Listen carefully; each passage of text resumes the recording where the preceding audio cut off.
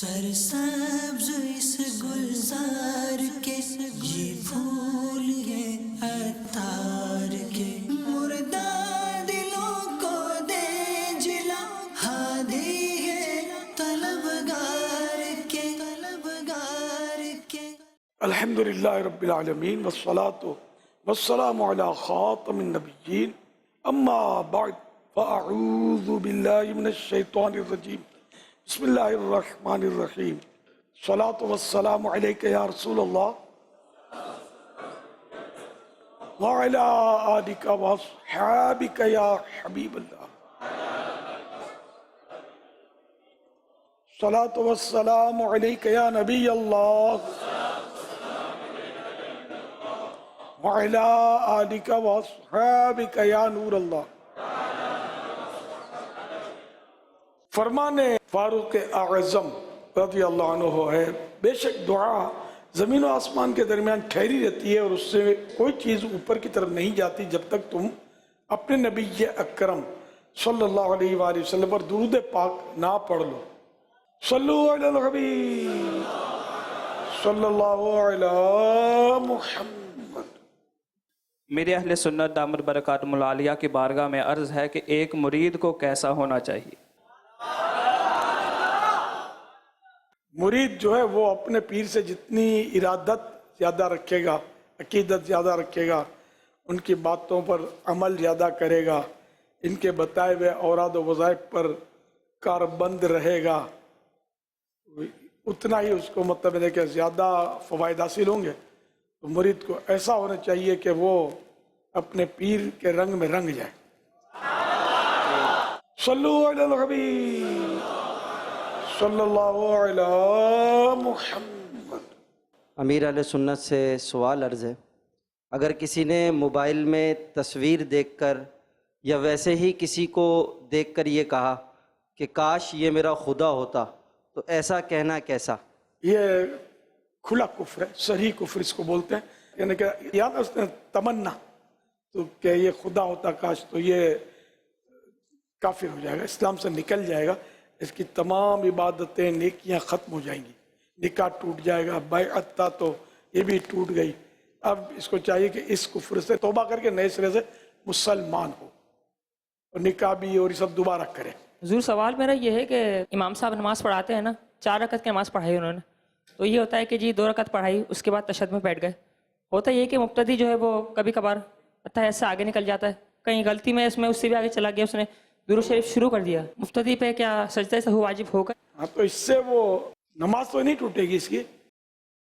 بہرحال اس کو یہ تھا کہ امام کی پیروی واجب تھی اور اتحیات تو پورا کرنا واجب تھا، تو وہ پورا کرنے کے بعد اب بے خیالی میں اگر پڑھا ہے تو پھر تو کچھ بھی نہیں ہے۔ یہ جماعت میں بے خیالی کا کہہ رہا ہوں، کیونکہ امام کے پیچھے نماز پڑھتے پڑھتے بے خیالی میں واجب ترک ہو گیا، اس سے مقتدی پر سجدہ سہو واجب نہیں ہے۔ کہ اکثر دیکھا گیا ہے کہ نماز جنازہ کے اندر جب امام صاحب چوتھی تکبیر پڑھتے ہیں تو کچھ لوگ دونوں ہاتھ نیچے کر دیتے ہیں، اور کچھ لوگ جو ہیں وہ سیدھی طرف جب سلام پھیرتے ہیں تو ایک ہاتھ نیچے کرتے ہیں، اور جب دوسری طرف کرتے ہیں تو دوسرا ہاتھ نیچے کرتے ہیں، اور بعض لوگ جو ہیں مکمل سلام پھیرنے کے بعد ہاتھ چھوڑتے ہیں۔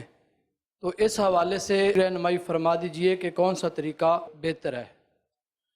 اس میں یہ کہ جہاں کچھ پڑھنا ہے وہ ہاتھ باندھا ہوا رکھنا ہوتا ہے، تو اب یہ کہ 4 تکبیر پوری ہوئی تو اب ہاتھ باندھنے کا کوئی مطلب نہیں، کیونکہ اب کچھ پڑھنا تو ہے نہیں، تو اس لیے دونوں ہاتھ کھول دیں اور سلام پھیر لیں۔ جو یوں کرتے ہیں کہ پہلے ایک ہاتھ کھولتے ہیں پھر دوسرا ہاتھ کھولتے ہیں، تو یہ خطا پر ہیں، ان کو بیچاروں کو پتہ نہیں ہوتا، اور دیکھا دیکھی ہے شاید جدی پشتی چل رہی ہے۔ آپ سے سوال ہے کہ ختنے کے بارے میں شرعی حکم کیا ہے؟ بہار شریعت جلد 3 ختنہ سنت ہے، اور یہ شعار اسلام میں ہے کہ مسلم و غیر مسلم میں اس سے امتیاز یعنی فرق ہوتا ہے، اسی لیے عرف عام میں اس کو مسلمانی بھی کہتے ہیں۔ میرات المناجی جلد اول کے حوالے سے ختنہ سنت ابراہیمی ہے کہ آپ علیہ السلام سے لے کر ہمارے نبی صلی اللہ علیہ وآلہ وسلم تک ہر نبی کے دین میں رہا ختنہ کا سلسلہ۔ صلو علی الحبیب صلی اللہ علیہ محمد. امیر علیہ سنت کی بارگاہ میں سوال ہے کہ یہ جو باکس رکھتے ہیں بعض اوقات سیلون کی دکان پہ رکھا جاتا ہے تو ان کی جو اجرت ہے وہ تو حرام کے زمرے میں آتی ہے، تو وہ جو ڈالتے ہیں وہ اس کا کیا؟ پوری اجرت تو حرام نہیں ہوتی ان کی. جیسے وہ سر کے بال بھی تو بنا رہے ہوتے ہیں، سر بھی مونڈ رہے ہوتے ہیں، بچوں کے بال بھی اتار رہے ہوتے ہیں، صرف داڑھی نہیں مونڈ رہے ہوتے. تو اس لیے جو رقم اس نے دی اس کو حرام تو ہم نہیں کہہ سکتے. یوں تو مطلب کئی لوگوں کے سود کے بھی کام ہوتے ہیں اور جھوٹ بول کر بھی، اور لوگوں کے دبائے ہوئے پیسے سب مکس ہوتے ہیں. تو اس لیے جو رقم دی ہمیں جب تک یقینی معلوم نہ ہو کہ یہ وہی رقم ہے کہ جو ابھی یہ رشوت میں لے کر آیا ہے اور یہ ہمیں دے رہا ہے، جیسے تو ہم کو جب تک پتہ نہیں ہے تو اس کو ہم حلال سمجھیں گے. تو یہ دھیان میں بھی رکھا، حجام کا ہر پیسہ جو اس کے پاس ہے وہ حرام نہیں ہے، وہ خبیث اجرت ہے داڑھی مونڈنے کی، ایک مٹھی سے کم جو قطر کے کرتے ہیں. تو اس میں جو ملی اجرت یہ حرام ہے. لوگ پٹھے بھی تو انہیں سے بنواتے ہیں زلفیں، جو کہ سنت ہے. اگرچہ کم بنوانے والے کم ہوتے ہوں گے، لیکن دوسرے طرح طرح کے بالوں کی کٹنگ کرواتے سر کی، اس میں اکثر تو جائز کٹنگ ہوتی ہے.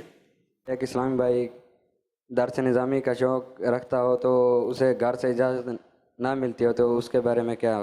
گھر سے اجازت نہیں ملتی درس نظامی کی، ذرا گھر بھی یہ تو کہوں گا نہیں کہ گھر سے لڑائی کر کے آ جاؤ، محبت سے پیار سے کوئی ماحول بن جائے، اجازت ملے تو ٹھیک ہے.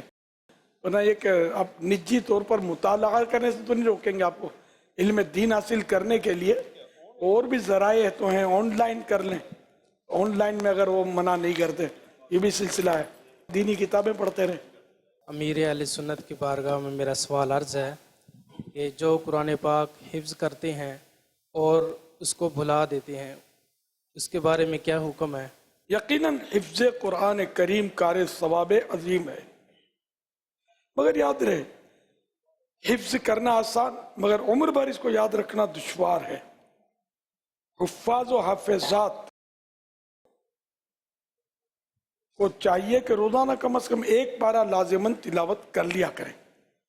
جو حفاظ یعنی جو حافظ صاحبان رمضان شریف کی آمد سے تھوڑا عرصہ قبل فقط مصلح سنانے کے لیے منزل پکی کرتے ہیں اور اس کے علاوہ معاذ اللہ سارا سال غفلت کے سبب کئی آیات بھلائے رہتے ہیں، وہ بار بار پڑھیں، خوف خدا سے لرزیں. فرمان مصطفیٰ صلی اللہ علیہ وآلہ وسلم، جو شخص قرآن پڑھے پھر اسے بھلا دے تو قیامت کے دن اللہ پاک سے کوڑی ہو کر ملے. حوالہ ابو داؤد شریف حدیث نمبر 1474.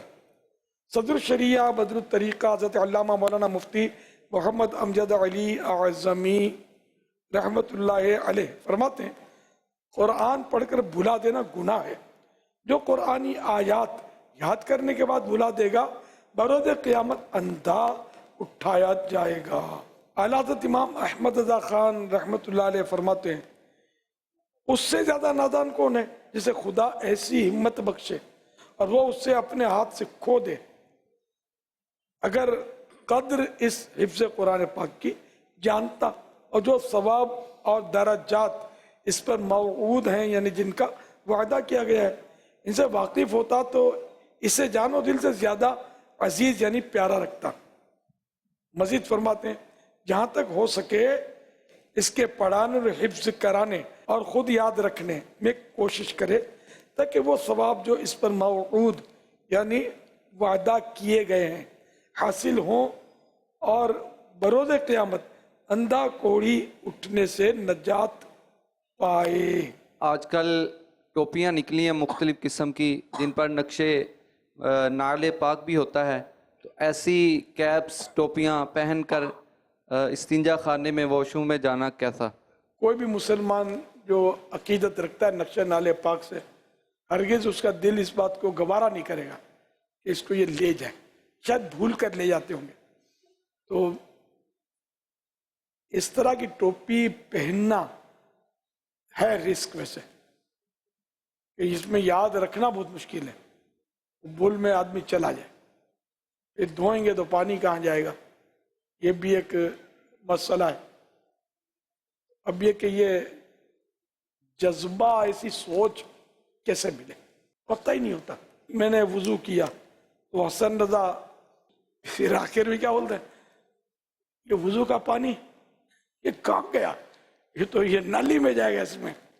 फिर बोलता है इस वॉशरूम में जाएगा, उस वॉशरूम में जाएगा, इस तरह बोलने लगा। तो इसको ये बस दिमाग में बैठा हुआ था कि ये वुजू का पानी, वुजू एक इबादत है, इसका पानी ये उसमें नहीं जाना चाहिए, सीवरेज में गटर के पानी में। अब देखो ये भी एक सोच है। तो ये क्या, खैर अब ये तो मजबूरी है कि वुजू का पानी हम कहाँ डालें, और वुजू का पानी तो बहरहाल मुस्तमल है, गुनाह धोकर जाता है। लेकिन एक मतलब बच्चे की सोच मैंने आपको बताई। तो नाले पाक का नक्श जो, इसका तो बहुत ज्यादा एहतराम है, जितना एहतराम करे अदब करे कम है। ये मेरे ख्याल में टोपी में अब उलमा भी पहनते थे, बोलते हुए मैं बार बार रुक जाता हूँ, तो वो पहनते तो वो अदब भी करते होंगे, अवामुन्नास पता नहीं अदब करते होंगे नहीं करते होंगे। तो इसलिए ये ना पहने और नक्शे नाले पाक दिल में लगा लें। अब जैसे यहाँ है ना, तो इसका अदब हो सकता है। मैंने अपने यहाँ जाता हूँ ना, तो वैसे इमामा उतार कर जाना मुस्तहब है। हमाम में मैं टोपी रखी है, वो मतलब इमामा उतार के दे देता हूँ, ये नाले पाक समेत टोपी पहन के फिर आकर वापस। लेकिन हर एक इतना मौका नहीं पाता, बाहर रखेंगे तो फिर कोई लेके जा भी सकता है, इसलिए मतलब एहतियात की जरूरत है। तब ये नाले पाक जैसे निकाला, जेब में रख लिया, तो फिर चलेगा। अदब तो यही है कि ये कुछ भी साथ ना हो, तावीज़ भी साथ ना हो, इस तरह के जो मुक़द्दस चीज़ें। लेकिन अब फिर भी छुपा हुआ है तो उसमें वो मसला नहीं है जितना ये जाहिर है, इसमें मसला है। पापा वो पहन कर नमाज पढ़ते हैं जब सजदा करते हैं ज़मीन पर, तो इसमें ये भी ज़मीन पे लगता है, ये भी एक थोड़ा दिल में अच्छा नहीं लगता। मैंने जब मैं ज़मीन पे सजदा करता था तो एहतियात करता था, नाले पाक के साथ सजदा नहीं करता था, कसदन नहीं करता था। लेकिन कभी भूल गए तो एक अलग बात है। तो अब चूंकि मैं माजूर हो गया हूँ कुर्सी पर बैठकर, तो अब इसमें नाले पाक से कोई रुकावट है नहीं ज़मीन पर रखने की। लेकिन ज़मीन पर रखना ये मज़े नहीं देता। फिर ये भी एक बात आती है कि अब सफ बनी हुई है, तो ये नाले पाक लगा हुआ है, तो वो छपा हुआ है, उस पर यह कढ़ाई किया हुआ है। अब पीछे वाले के पाँव हमारे सर की तरफ आ रहे हैं, ये भी थोड़ा मतलब तबीयत को मज़ा नहीं देता। अब समझ गए होंगे। हम तो सफ़र मदीना में भी हमारा जहन होता था कि मदीना शरीफ, मक्का शरीफ से निकले तो मदीना शरीफ ऐसे टाइम पर हम तरकीब बनाए कि बीच में कोई नमाज ना आए। इन बीच में नमाज आती है ना राह मदीना में, तो सजदा जब करना है वो तो नमाज में तो काबे ही की तरफ करना है, तो पाँव होंगे मदीने की तरफ। यूं मतलब थोड़ा दिल में खटका सा होता था कि यार ये मज़ा नहीं आ रहा। तो ऐसा टाइम हो कि हम मदीने पहुँच कर फिर नमाजें पढ़ें अपनी रास्ते में। तो इशा के फ़ौरन बाद निकले ना आदमी तो फजर से पहले पहुँच सकता है मदीने शरीफ, या फजर के बाद निकले ज़ोहर के वक्त में काफ़ी फासला है, पहुँच सकता है। लेकिन अब काफिला हो, फिर मौलिम की बसें हों, तो ये मतलब बचना बहुत यानी मुश्किल होता है। बाज़ औक़ात कि आदमी यानी कि बीच में नमाज ना आए, आ भी जाती है, लेकिन फिर खैर वो किबले की तरफ मुँह करके ही नमाज पढ़नी है। वो इस पर यह नहीं कि आप वो दाएं बाएं घूम के नमाज पढ़े, वो तो फ़र्ज़ है ना। तो किबले की तरफ मुँह करना शराइत में से। एक ज़हन बता, सल्लु अलल हबीब सल्लल्लाहु अलैहि मुहम्मद। अच्छा, इसी तरह मक्का मुकर्रमा में मकान भी इसी जगह लेना कि जहाँ सोते में जो है वो मदीना मुनव्वरा की तरफ पाँव ना हो और नमाज पढ़ते वक्त कदम ना हो। चूँकि मक्का मुकर्रमा तो ऐसा शहर है ना कि जहाँ चारों तरफ हम नमाज पढ़ सकते हैं। खाने काबा, काबे के गिरदा जहाँ जहाँ काबा आएगा, इस मोहल्ले में काबा इस तरफ हुआ तो उस मोहल्ले में इस तरफ हुआ, कहीं से मशरिक में, कहीं से मगरिब में, कहीं से शिमाल में, कहीं से जुनूब में, यूं चारों तरफ। तो ये कि पाँव भी काबे की तरफ ना हो। और मदीना, हमने तो खैर बाबुल मदीना तो अपने तो पता है ना, وہ جو یہ میزاب رحمت ہے، سونے کا ایک پرنالہ جسے بارش کا پانی حتیم میں نچھاور ہوتا ہے، نیچے حاضری دیتا ہے مطاف میں، وہ حتیم کعبے کا حصہ ہے اس میں. تو یہ انڈیکیٹر بھی ہے، ایک طرح کا ایرو ہے کہ یہ بتا رہا ہے کہ اس طرف مدینہ ہے. بالکل آپ اس کی سیدھ میں جائیں گے نا، یہ بالکل آپ کو باب المدینہ، وہاں جو عاشقوں نے کسی دور میں بنایا ہوگا تو اسی کے نقشے کے مطابق یہ شاید اب بھی چل رہے ہیں، تو ادھر آپ کو ملے گا لکھا ہوگا باب المدینہ منورہ، یہ کہ مدینہ شریف کی طرف یہ باب ہے. اچھا، اور ایک سامنے ستون ملے گا، اب بھی پتہ نہیں اب چھپا دیا یا کیا، میں نے تو کئی بار دیکھا ہے محمد صلی اللہ علیہ وسلم لکھا ہوا ہے، میں نے تو بارہا دیکھا ہے، تو وہ بھی اسی طرف ہے میزاب رحمت. تو وہاں جب ہم پہنچتے تھے میزاب رحمت کی طرف تو یاد آنے پر ہم الصلاۃ والسلام علیک یا رسول اللہ عرض کرتے تھے. طواف میں بھی، طواف میں درود شریف تو پڑھنا منع ہی نہیں ہے نا، یہ کہ وہ سرکار کا وہاں یہ اشارہ دے رہا ہے نا کہ سرکار صلی اللہ علیہ وسلم نے میزاب رحمت کو، کعبہ شریف کو اس طرف سے اپنی نگاہوں سے نوازا ہوا ہے. یعنی قبر انور میں اس طرح آرام فرمائے کہ آپ کے رخ انور کی طرف، چہرے انور کی طرف کعبہ شریف کا یہ حصہ ہے جس میں میزاب رحمت ہے. بچنا بہت مشکل ہے، لیکن جتنا کوشش کرے، بادب با نصیب بے ادب بے نصیب. ہمارے قافلے میں ایک اسلامی بھائی تھے، ایک بار ہمارا قافلہ ایک جگہ ٹھہرا تو وہ بیچارے تھکے ہارے وہ لیٹ گئے. غالباً میں نے اس کو بتایا، میں نے وہ سمت معلوم کوشش کرتے تھے سمت معلوم کرنے کہ سرکار کا روزہ کس طرف ہے مدینہ شریف میں، جس گھر میں ٹھہرے ہیں تاکہ ہم ادھر پاؤں نہ کریں سوتے میں. تو ان کے پاؤں شاید بے خیالی میں بیچارے کے پاؤں ہو گئے اس کے روزے پاک کی طرف ہو گئے ہوں گے، اور یہ بیچارے لیٹ گئے. پھر وہ بتایا میں نے یار اس طرح نہیں، اس طرح سونا ہے کر کے. اب انہوں نے دل پہ لے لیا، گمسم ہو گئے، یہاں تک کہ اتنے پریشان ہوئے، بار بار بولتے تھے کہ یار اب کیا ہو گیا، یہ میں نے کیا کر دیا، یہاں تک کہ یہ لاپتہ ہو گئے. یہ گئے کہاں یہ؟ پھر اس کو ڈھونڈنے نکلے. ہمارے صاحب بھائیوں نے جا کر کسی مدینہ شریف میں کوئی پارک تھا، اس میں سر جھکا کر یوں افسردہ بیٹھے ہوئے تھے، دنیا و مافیا سے بے خبر. پھر ان کو منا کے پھر لے آئے. پھر اتنا انہوں نے دل پر دیا. یہ عشق کے رنگ جو ہے نا، یہ جدا جدا رنگ ہے. ہم لوگوں کو تو پڑی ہی نہیں ہوتی، مطلب سفر بھی کر رہے ہیں تو پاؤں کعبے کی طرف کر کے سو رہے ہیں تو مدینے کی طرف پاؤں ہوتا تھی، تو اس کا تو پھر شعور بھی نہیں ہے ہم لوگوں کو. تو یہ کہ عاشقوں کے اپنے اپنے انداز ہوتے ہیں. اللہ پاک ایسے عاشقوں کے صدقے ہمیں بھی کوئی عشق و مستی کا آدھا ذرہ دے دے تو بیڑا پار ہو جائے. عشق کا بھی ایک اپنا لطف ہوتا ہے. عشق دے چلے نمبر لائے گئے، عقل مندہ اے وہیں عمرہ گالیاں.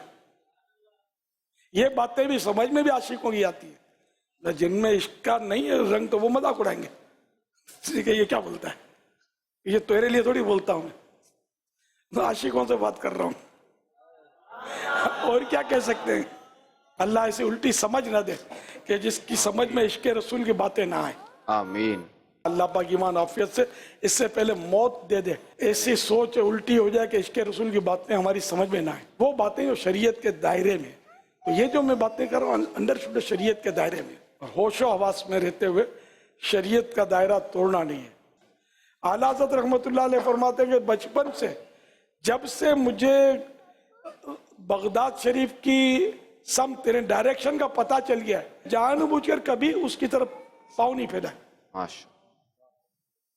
اب یہ سب عشق کی باتیں ہیں، عقیدت کی باتیں ہیں، محبت کی باتیں ہیں. اللہ کریم اسی پر ہم کو رکھے.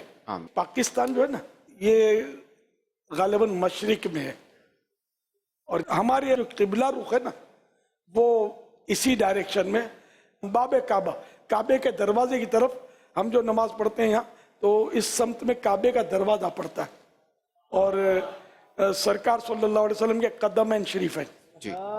قدم ہماری طرف ہے، پاکستان، ہندوستان، سری لنکا، بنگلہ دیش، غالباً یہ جو شہر ہیں. اور عشق رسول یہ زیادہ انہی ملکوں میں خصوصاً پاکستان میں بہت نظر آئے گا. ان کے قدموں میں جو ہیں غیر کا منہ کیا دیکھیں، کون نظروں پہ چڑھے देख के तलवा तेरा। तलवा तेरा।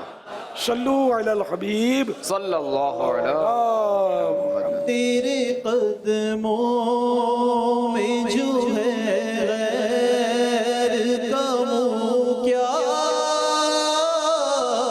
देखें आका, तेरे कदमों में जो है गैर का मुँह क्या देखें,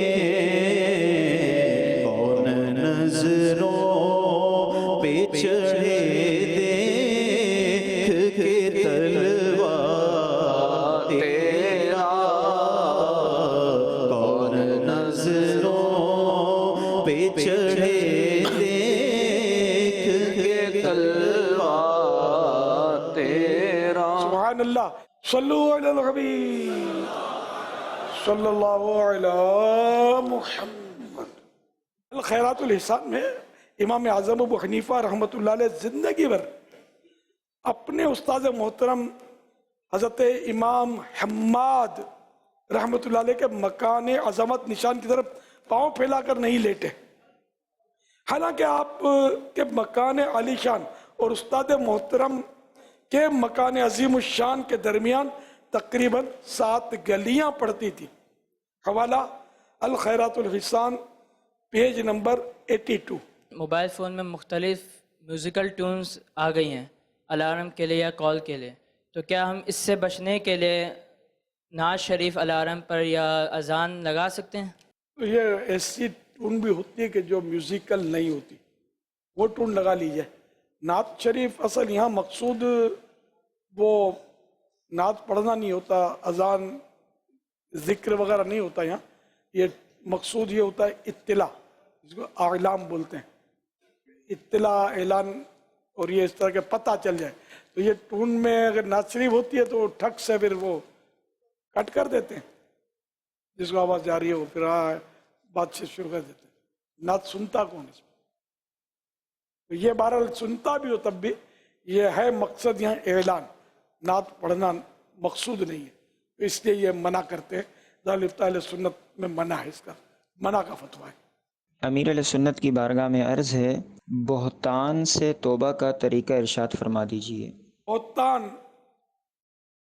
यानी तोहमत से तौबा का तरीका।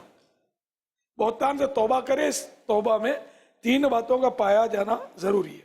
नंबर 1, आइंदा बहतान को तर्क करने का पक्का इरादा करना। नंबर 2, जिसका हक ज़ाया किया मुमकिन हो तो उससे मुआफ़ी चाहना, मसलन साहिब हक जिंदा और मौजूद है, नीज मुआफ़ी मांगने से कोई झगड़ा या अदावत पैदा नहीं होगी। नंबर 3, जिन लोगों के सामने बहतान लगाया उनके सामने अपने झूठ यानी बहतान का इकरार करना, यानी ये कहना कि जो मैंने बहतान लगाया था उसकी कोई हकीकत नहीं। इसका हवाला है अल हदीक़तुन नदिय्या जिल्द 2 पेज नंबर 209। सदर शरीआ बदु तरीका हज़रत अल्लामा मौलाना मुफ्ती मोहम्मद अमजद अली आज़मी रहमतुल्लाह अलैह फरमाते हैं, बहतान की सूरत में तौबा करना और मुआफ़ी मांगना ज़रूरी है, बल्कि जिनके सामने बहतान बांधा है उनके पास जाकर ये कहना ज़रूरी है कि मैंने झूठ कहा था, जो फुला पर मैंने बहतान बांधा था। बहार शरीयत हिस्सा 16 पेज नंबर 191। इसके बाद फिर वो लिखा कि नफ्स के लिए यकीनन ये सख्त गिरा यानी बोझ है, मगर दुनिया की थोड़ी सी जिल्लत उठानी आसान, मगर आखिरत का मामला इंतहाई संगीन है। खुदा की कसम दोज़ख का अजाब बर्दाश्त नहीं हो सकेगा। अल्लाह पाक आफियत वाला मामला फरमाए। प्यारे अमीर अहले सुन्नत, सवाल ये है कि अगर एक मुरीद अपने पीर साहब को देखता रहे, यानी नीचे देखने के बजाय पीर साहब के चेहरे की तरफ देखता रहे, तो इसमें बेअदबी का कोई पहलू तो नहीं है? उसको सुकून मिलता हो पीर साहब के चेहरे की तरफ देखने में? तो बेअदबी तो नहीं कहेंगे। सल्लल्लाहु अलैहि हबीब सल्लल्लाहु अलैहि मुहम्मद। सरसब्ज़ इस गुलजार